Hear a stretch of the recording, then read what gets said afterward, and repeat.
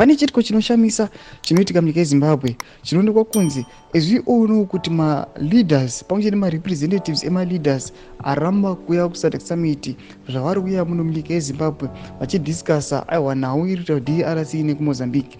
Panapa pane a shocking video rinonyatsa kuratidza kuti vakomana SADC ngaimbofunga katu.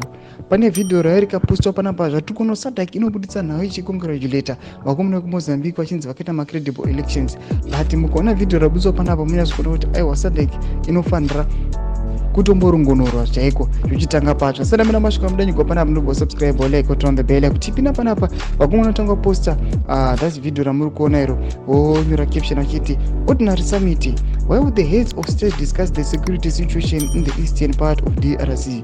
This is what is happening next door in Mozambique. Armed police are hunting down protesters in Chimoio, who are not happy with the way elections were conducted. Naposta video ramuri kuona iroro we want to play it kupizira asi dati mutudze mafunguro eimoti kudi pamusoro pevideo iri. Pinda comment section medu, subscribe or like and turn on the bell icon.